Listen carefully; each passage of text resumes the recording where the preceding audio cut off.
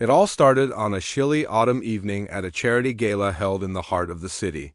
The event was buzzing with energy, people dressed in their finest suits and gowns, sipping champagne and chatting about everything under the sun. Little did anyone know that this night would change two lives forever. One of them was a young woman who had made a name for herself in the world of art. She worked as an art curator, spending her days surrounded by paintings, sculptures, and artifacts from different eras. Her favorite pieces were always the ones that told stories of love, loss, courage, and resilience. She believed that art had a way of connecting people across time and space. But despite her passion for work, there was something missing in her life. Deep down, she longed to find someone who could truly understand her, the kind of person she could share her dreams, fears, and secrets with. The other was a tech-savvy entrepreneur who loved solving problems. He ran his own company, building apps and software that helped people simplify their daily lives. His mind was always racing with ideas, but he often found himself feeling lonely. Even though he was surrounded by friends and colleagues, there was a part of him that yearned for deeper connections. Like the woman, he too carried questions about his past. Both had grown up in foster care, never knowing their birth parents. They didn't talk about it much, but those unanswered questions lingered somewhere in the back of their minds. That night, fate decided to bring them together. They met near the buffet table, where they both reached for the last piece of chocolate cake at the same time. Their eyes met, and after a moment of awkward laughter, they introduced themselves. There was something about the way they spoke to each other, so genuine, so natural, that immediately put them at ease. They started talking, and before they knew it, hours had passed. They discovered they had more in common than just their taste in desserts. Both loved old movies, enjoyed hiking on weekends, and had a soft spot for animals. They also shared a sense of humor, cracking jokes that left them laughing until their sides hurt. But what really drew them closer was their mutual experience of growing up without knowing their biological families. They talked about how sometimes it felt like there was a puzzle piece missing from their lives, and how they hoped to one day fill that gap. As the night went on, they realized they didn't want it to end. So they exchanged numbers and promised to meet again soon. Over the next few weeks, they spent every spare moment together. Coffee dates turned into dinners, which turned into weekend getaways. They explored museums, hiked trails, and even tried cooking meals together, though most attempts ended in burnt food and lots of laughter. With each passing day, their bond grew stronger. One evening, while sitting on a park bench watching the sunset, the woman opened up about her childhood. She told him how she'd spent years wondering if she'd ever feel like she belonged somewhere. He listened intently, nodding because he understood exactly what she meant. Then he shared his own story, how he'd moved from one foster home to another, always searching for a place to call his own. By the time the stars came out, they had made a promise to each other. Someday, they would search for answers about their past together. Their relationship continued to blossom, and it wasn't long before they realized they were falling in love. It wasn't just the excitement of romance. It was something deeper. They felt safe with each other, like they could be completely themselves without fear of judgment. And when he finally got down on one knee during a vacation in Bali, she said yes without hesitation. The proposal happened on a quiet beach, with the sound of waves crashing in the background and the moonlight reflecting off the water. It was perfect. Planning the wedding became their next big adventure. They wanted it to reflect who they were as individuals and as a couple. They chose a small chapel nestled in the mountains, surrounded by nature's beauty. Every detail, the flowers, the music, the invitations, was carefully thought out. Friends and family couldn't wait to celebrate the union of two people who seemed so clearly meant for each other. But little did they know, their special day would take a turn no one could have predicted. What happened at the altar not only shocked everyone present, but also changed the course of their lives forever. Yet, even in the face of unimaginable circumstances, their story proved that love, whether romantic or otherwise, has the power to endure and transform. The morning of the wedding started like any other dreamy fairy tale. The sun rose gently over the mountains, casting a golden glow across the valley where the chapel stood. Birds chirped in the crisp air, and dew sparkled on the grass like tiny diamonds. Inside the cozy lodge nearby, preparations were in full swing. Friends and family buzzed around, making sure everything was perfect for the big day. In one room, the bride sat quietly as her closest friends helped her get ready. Her dress, a flowing gown with intricate lace details, fit her like it was made just for her. As they worked on her hair and makeup, she couldn't help but glance out the window every now and then, her heart pounding with excitement. Today was the day she had waited for her entire life. She could already picture herself walking down the aisle, seeing him standing there, waiting for her. Just thinking about it brought tears to her eyes. Meanwhile, in another part of the lodge, the groom paced back and forth nervously. His best man tried his best to calm him down, cracking jokes and offering words of encouragement. But no matter how hard he tried to relax, his mind kept racing. Was he forgetting something? Did he remember his vows? Would everything go smoothly? These thoughts swirled in his head until finally, someone handed him a cup of coffee, telling him to take a deep breath. "You've got this," they said reassuringly. And slowly, he began to feel a bit more grounded. As the clock ticked closer to the ceremony time, guests began arriving at the chapel. They marveled at how beautiful the setting was, the towering pine trees, the colorful flowers decorating the entrance, and the peacefulness of the surroundings. Everyone took their seats, chatting excitedly about how wonderful the couple looked together. Some even shared stories of how they first met the bride or groom, laughing at funny memories and smiling at how far they'd come. Finally, the moment everyone had been waiting for arrived. Soft music began playing, signaling the start of the ceremony. All eyes turned toward the entrance of the chapel as the doors opened wide. The bride appeared, holding onto the arm of a close family member who had stepped in to walk her down the aisle. She looked breathtaking, her veil floating lightly behind her as she stepped forward. Every step felt surreal, as if she were floating. Rather than walking at the front of the chapel, the groom stood frozen, staring at her in awe. His hands trembled slightly and his chest tightened with emotion. He had never seen anything or anyone so beautiful. For a brief second, all the worries and nerves melted away, replaced by pure joy. This was it. This was the moment he had dreamed of for so long, but just as the officiant began speaking, something unexpected happened. A loud noise echoed through the chapel, a door slamming open. Everyone turned to see a woman rushing inside, clearly out of breath. She looked frantic, her hair disheveled and her clothes rumpled as though she had been running for miles. Clutched tightly in her hands was a folder stuffed with papers. "I'm sorry to interrupt," she called out, her voice trembling, "but you have to stop the wedding." A wave of confusion swept through the room. Murmurs rippled among the guests. What was going on? Why was this stranger barging in during such an important moment? The bride and groom exchanged puzzled glances, unsure of what to do or say. The officiant cleared his throat awkwardly. "Ma'am, I'm afraid this isn't a good time." "No, you don't understand," the woman interrupted, stepping closer. "This can't wait.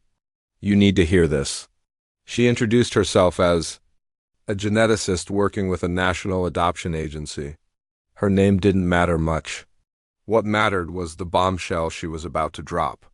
Taking a deep breath, she explained that recent advances in DNA testing had uncovered shocking information about the couple standing at the altar. Their biological siblings. She blurted out, her words cutting through the silence like a knife. For a moment, nobody moved. It was as if time itself had stopped. The bride's face went pale, her hands clutching the bouquet so tightly that her knuckles turned white. The groom staggered backward slightly as though he'd been physically struck. Gasps filled the chapel, followed by stunned whispers. How could this be possible? What did it mean? The officiant quickly regained his composure and asked everyone to remain calm. "Let's not jump to conclusions," he said firmly. "We need to verify this information before we act." But the damage was already done. The bride and groom stared at each other, their expressions a mix of disbelief, horror, and confusion. Neither of them spoke. They couldn't, their minds raced with questions. Had they really grown up without knowing they were related? Could it be true? And if it was, what did it mean for their relationship, for their future? The woman, the geneticist, continued explaining, her tone softer. Now, she revealed that both the bride and groom had been adopted as infants and placed in separate foster homes. Back then, adoption records weren't always complete or accurate, especially when dealing with cases involving multiple children, because of this, no one had realized they were siblings when they were placed in different homes. Then came the breakthrough.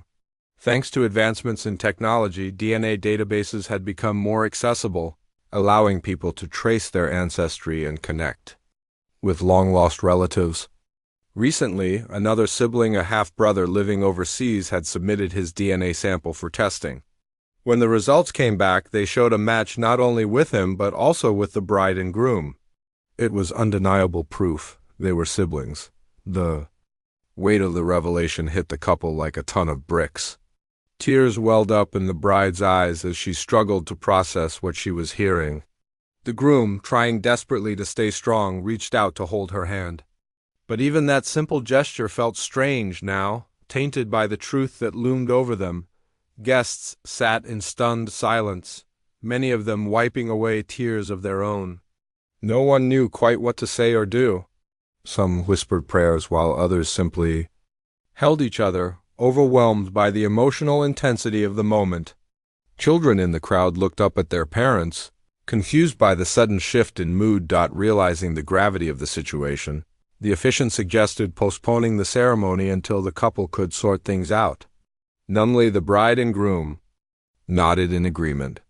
With the help of their families, they retreated to a private room in the chapel to gather their thoughts.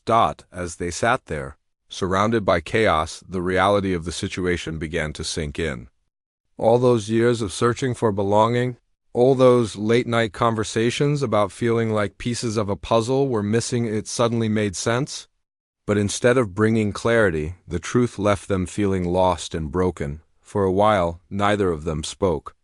They just sat there, holding hands, trying to wrap their minds around what had happened.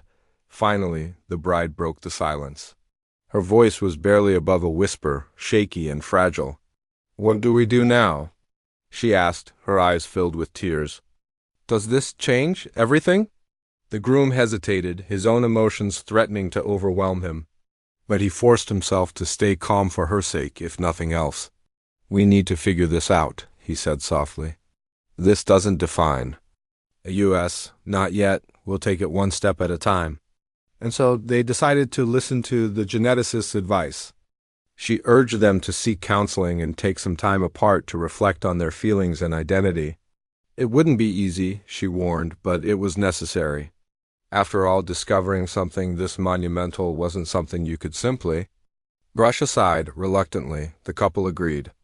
With heavy hearts, they informed their guests that the wedding would not proceed as planned. Apologies were offered, hugs were exchanged, and eventually the crowd dispersed, leaving the chapel eerily quiet. As the last car drove away, the bride and groom stood outside, staring at the mountains in the distance. The world seemed impossibly vast and indifferent to their pain. Yet, amidst the heartbreak, there was a flicker of determination. Whatever lay ahead, they would face it together, even if together meant something entirely new. The days following the wedding, that never was felt like a blur. The couple retreated to separate corners of their lives, each trying to make sense of what had happened.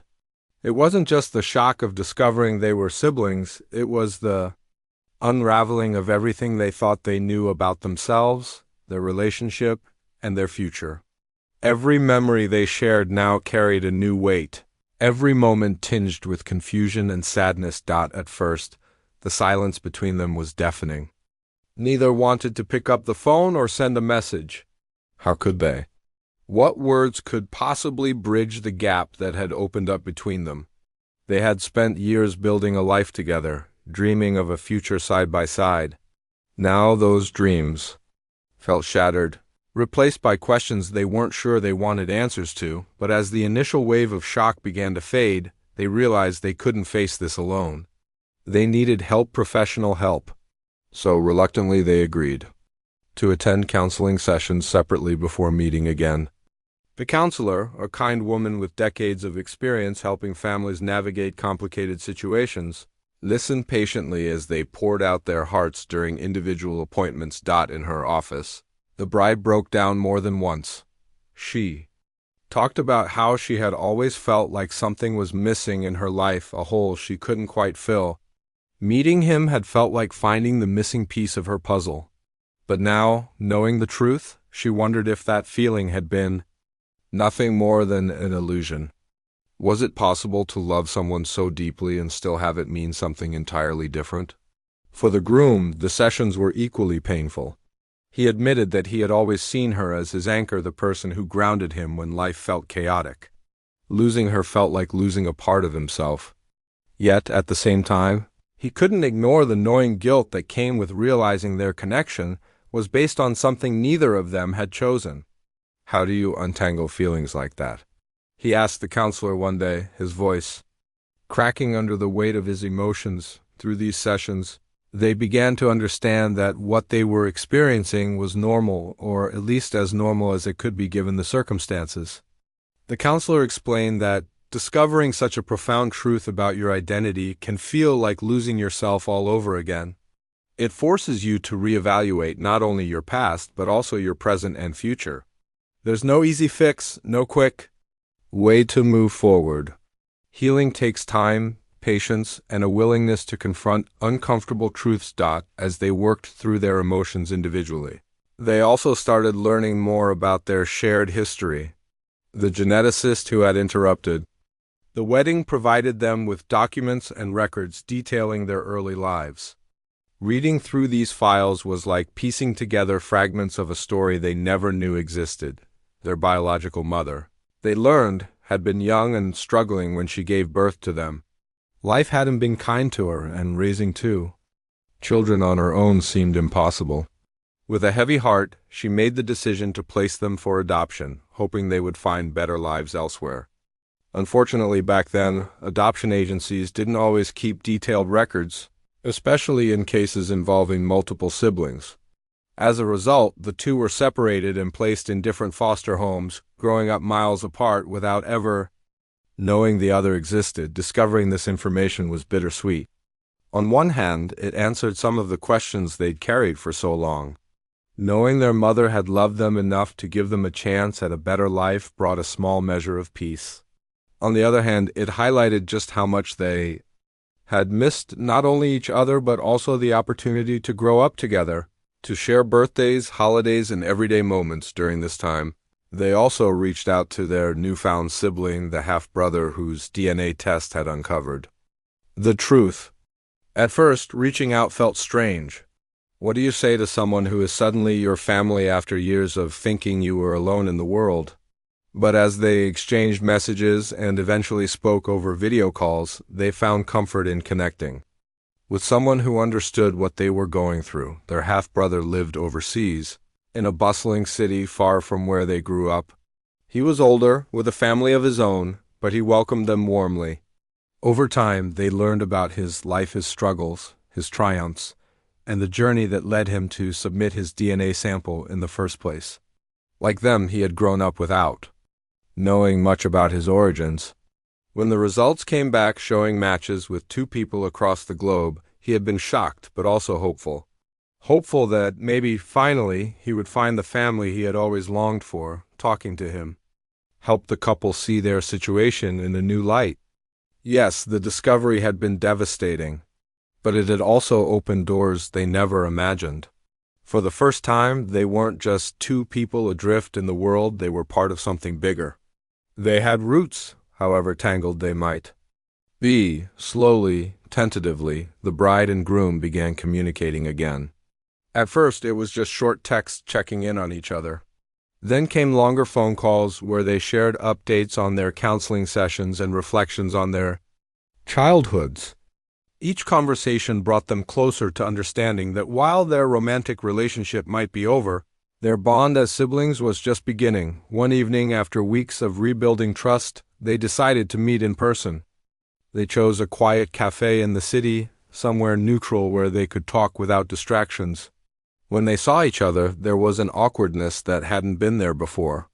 Hugs felt unfamiliar, smiles forced, but beneath the discomfort was a flicker of familiarity, the knowledge that no matter what, they were connected in ways neither of them could change.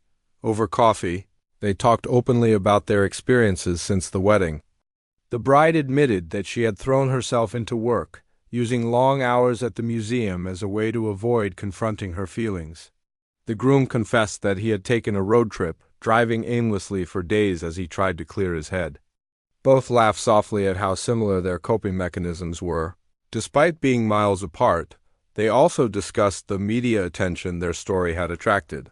News of the altar revelation, as reporters dubbed it, had spread quickly. Headlines screamed dramatic titles like "Love Turns to Shock," "Couple Discovers Their Siblings," and "Wedding Interrupted, A Story of Fate and Family." Social media lit up with debates about ethics, adoption laws, and the role of technology in uncovering hidden truths. While the public fascination was overwhelming, the couple made a conscious decision to stay out of the spotlight. They declined interviews and refused to comment on speculation. Instead, they focused on protecting their privacy and navigating their new reality in their own way. Friends and family respected their wishes, offering support without prying too much. As the weeks turned into months, they found themselves growing stronger, not as lovers, but as siblings. They started spending time together again, taking walks in the park or grabbing lunch at their favorite spots. These outings weren't about romance. They were about rediscovering who they were outside of the roles they had played in each other's lives.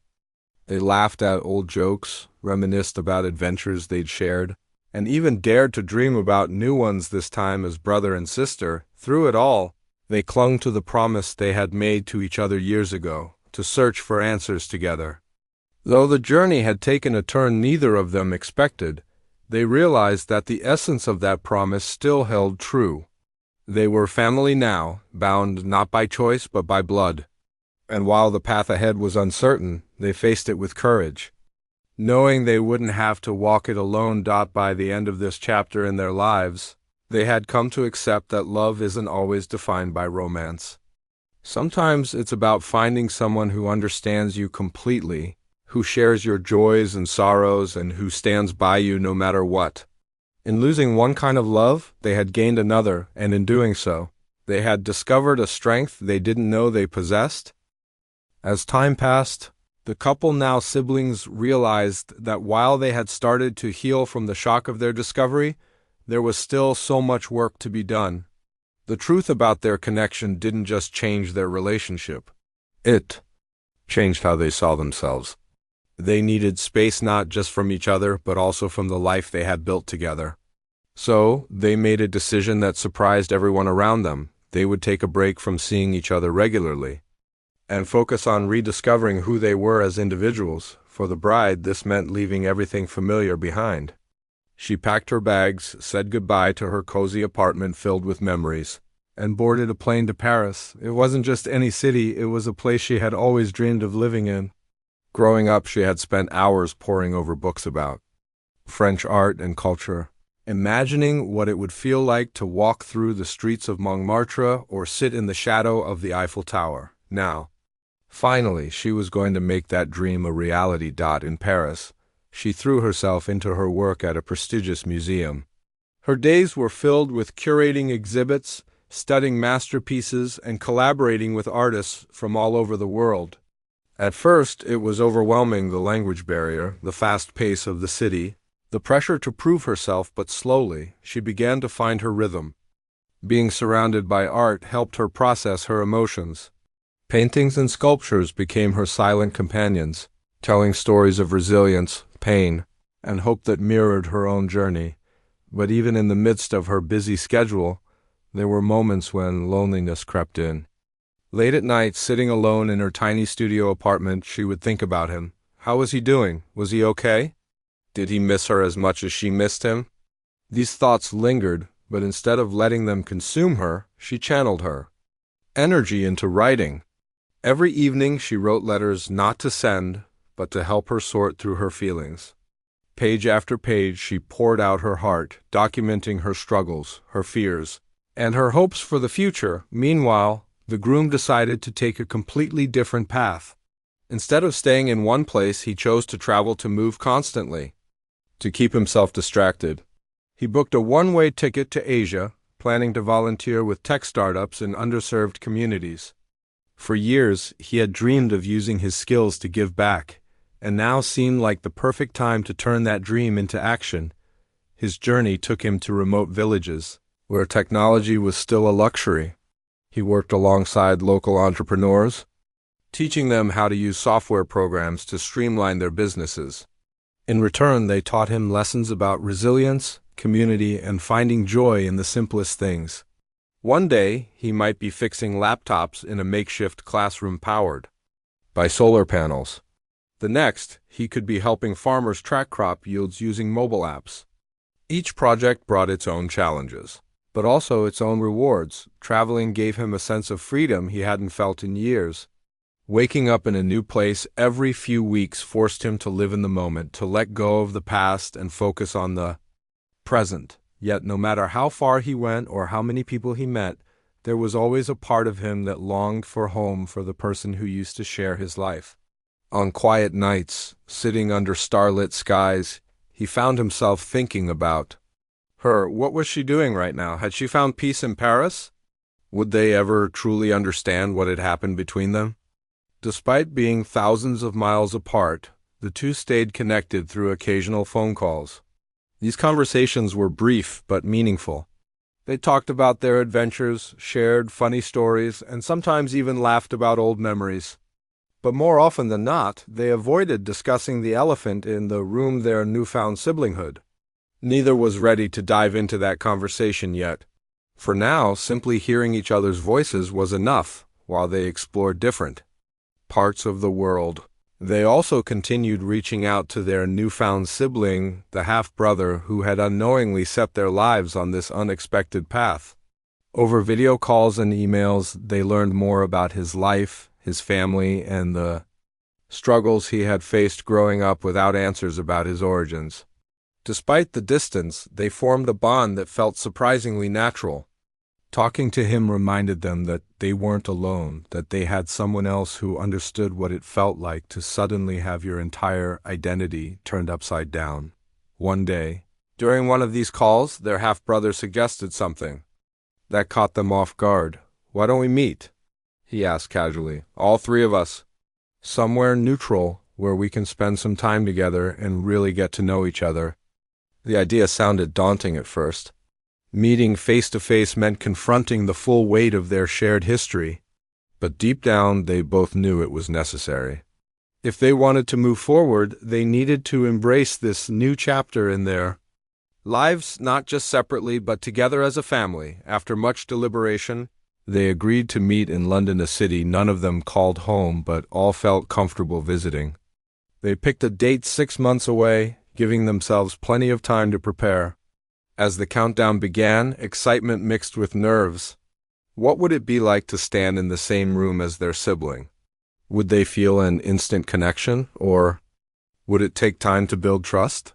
In the months leading up to the reunion, the bride and groom continued working on themselves. She immersed herself deeper into her work, organizing an exhibit that celebrated the theme of identity, a reflection of her own journey.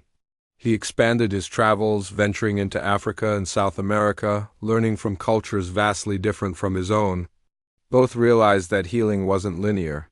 Some days were easier than others, but overall, they were growing stronger, wiser, and more self-aware. Finally, the day of the reunion arrived. Nervous but hopeful, they landed in London, each carrying a suitcase filled not only with clothes, but also with emotions they couldn't quite put into words. When they stepped into the cozy cafe where they had arranged to meet their half-brother, they spotted him immediately. He stood up, waving enthusiastically, a warm smile spreading across his face. The meeting was awkward at first. Hugs felt stiff, introductions clumsy. But as they sat down and started talking, the tension began to melt away. They shared stories about their childhoods, their careers, and the twists and turns that had led them to this moment. Laughter bubbled up unexpectedly, breaking the ice. By the end of the afternoon, they felt closer not just to him, but also to each other. Over the next few days, they explored London together, visiting landmarks, trying new foods, and simply enjoying each other's company. For the first time in months, they allowed themselves to imagine a future where they weren't defined solely by tragedy or loss. They were siblings, yes, but they were also survivors, determined to create something beautiful out of the chaos. They parted ways at the airport, promising to stay in touch. They knew they had taken a significant step forward. The road ahead wouldn't be easy, but they were ready to face it one step at a time. Together, they had begun to rewrite their story, turning a tale of heartbreak into one of resilience, forgiveness, and unconditional love. Months after their emotional reunion in London, the three siblings, two who had once been lovers and one they had only recently discovered, found themselves closer than ever. The bond they shared wasn't just about blood, it was about resilience, understanding, and the unspoken promise to support each other no matter what. But as much as they cherished this newfound connection, they also knew their story was far from over. There were still pieces of their past to uncover, lessons to learn, and a future to build together. The bride, now settled into her life in Paris, felt a renewed sense of purpose. Her exhibit on identity had been a huge success, drawing crowds from all over the city. People connected deeply with the theme, sharing their own stories of loss, discovery, and self-reflection. For her, it was more than just an artistic achievement, it was catharsis. Through her work, she had found a way to express emotions she struggled to put into words. And while the pain of her shattered romance still lingered, she had learned to see it not as a failure, but as part of her journey toward healing. One evening, as she walked home from the museum under the soft glow of streetlights, she received a text from him, the groom. "Hey," it read, "I've been thinking maybe we should write our story down, together." At first, she hesitated. Writing about everything that had happened felt daunting, almost impossible. But then she realized how powerful it could be, not just for them, but for others who might find themselves in similar situations. They decided to co-author a memoir. It wouldn't just focus on the dramatic twist at the altar or the shock of discovering their siblinghood. Instead, it would explore their entire journey, the highs and lows, the laughter and tears, and most importantly, the lessons they had learned along the way. They wanted to show people that, even in the face of unimaginable circumstances, there is always hope. That love, whether romantic, familial, or platonic, has the power to transform lives. Writing the book became their next big adventure. They met virtually every week, exchanging drafts, notes, and ideas. Sometimes the conversations were easy, filled with memories that made them smile. Other times they were difficult, forcing them to confront feelings they hadn't fully processed yet. But through it all, they remained committed to telling their truth authentically and honestly. Their half-brother joined in too, contributing his perspective and helping them piece together fragments of their shared history. His insights added depth to the narrative, painting a fuller picture of their family's complex past. Together, the three of them wove a story that was raw, real, and relatable, a testament to the strength of the human spirit. When the manuscript was finally complete, they sent it off to publishers with trembling hands and hopeful hearts. To their surprise, it didn't take long for offers to come pouring in. Editors praised the honesty of their writing, calling it a beacon of hope and a reminder that life's greatest challenges can lead to its most profound transformations. Within weeks, they signed a deal and preparations began for the book's release. The launch day arrived sooner than they expected. Nervous but excited, they stood side by side at a bustling bookstore in the heart of the city. Cameras flashed, reporters fired questions, and fans lined up eagerly to get their copies signed. As they held pens in hand, inscribing messages onto title pages, they couldn't help but feel a deep sense of gratitude for each other, for their journey, and for the opportunity to share their story with the world. During the signing event, someone asked them a question that stopped them in their tracks. "Do you regret falling in love, knowing how it ended?" For a moment they looked at each other, silent. Then the bride spoke, her voice steady and clear. "No," she said.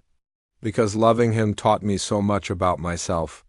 It gave me courage, strength, and a deeper understanding of what it means to truly care for someone even if that love doesn't look the way you imagined. The groom nodded, adding, "And now we're family.